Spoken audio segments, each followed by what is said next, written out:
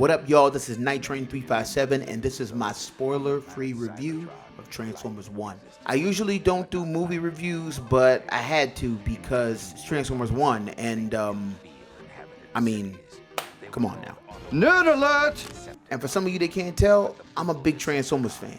I came out with an all Transformers EP last year called Mics of Cybertron. You should check it out. It's streaming everywhere. It's got crazy features. I love it.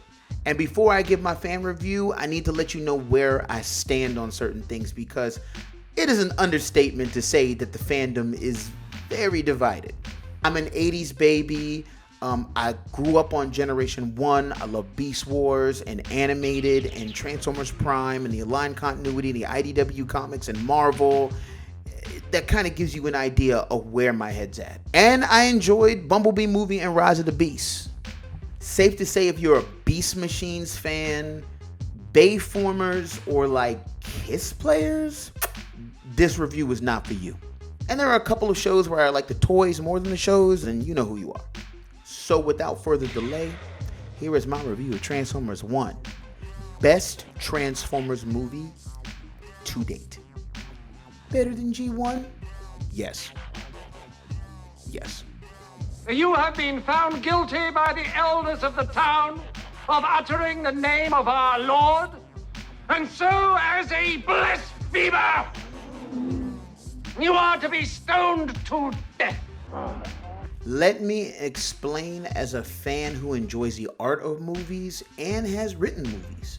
The 1986 movie is always going to have a special place in my heart, but I don't expect everybody to understand the gravity of that movie without seeing seasons 1 and 2 of Generation 1, the original series. I've seen younger generations react to the movie and they think it's okay, but it just doesn't hit the same when your favorite Saturday morning cartoon characters you grew up watching for 2 seasons die. Ironhide, Prowl, even Starscream, and yeah, a big one. Only to be replaced by... Really, say find friends to it. I got an idea, maybe not a good idea, but an idea. You know, football will play. You're gonna learn fast because they have a play called the rest guys will play it. Stop babbling, blah, and do it. It's not connected to anything else. It starts fresh. Yes, I'm looking at you, Lorenzo Di Bonaventura. Sure, it's filled with Easter eggs and nostalgia bait, but the primary story explains things in a self-contained way that doesn't make the movie seem like a complement piece to a continuation of something else. It also has the benefit of 40 years of story and lore that work together to create a very cohesive story. You know, a lot of elements are pulled from a lot of different places, and you could tell that it was done with care, and it felt like fans were making this adaptation. It was made digestible, easy for somebody to understand. It takes visual cues from G1, elements of pre-war Cybertronian society from like IDW comics and the Aligned Continuity, lore about the soul and about the sparks of Transformers pulled from Beast Wars and Beast Machines, and even combines elements first introduced by the Michael Bay films about the relationship Optimus and Megatron had before the war began. I thought the voice acting was great. I thought the pacing was good.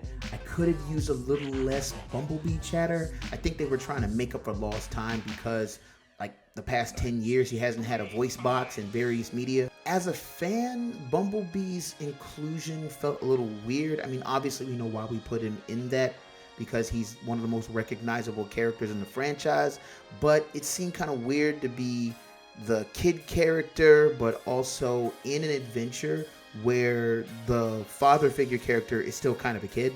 And maybe it's just me, I just feel like we need to give Bumblebee a bit of a break. I would have liked to see more Brian Tyree Henry as Megatron. I was pleasantly surprised. Or D16 and then transitioning to Megatron. There definitely felt like a little bit of a jump, but the transition still was smoother than, say, Anakin U-turning to the dark side. So there was that. Chris Hemsworth. Shout out to Chris Hemsworth, man. You played a great Orion Pax, and you didn't try to overstep Cullen. It just felt like fresh and young and serious and stoic when it needed to be. And shout out to Scarlett Johansson for bringing to life Alita 1, one of my favorite G1 female Autobots, which just hasn't gotten a lot of time in the spotlight, especially with like the big movie stuff. This movie was action-packed, it had plenty of heart, it had plenty of serious moments and funny moments, and they didn't overshadow each other, so I thought that was a definite thumbs up. I really hope this gets greenlit for a sequel. I'm giving this movie an 8 out of 10.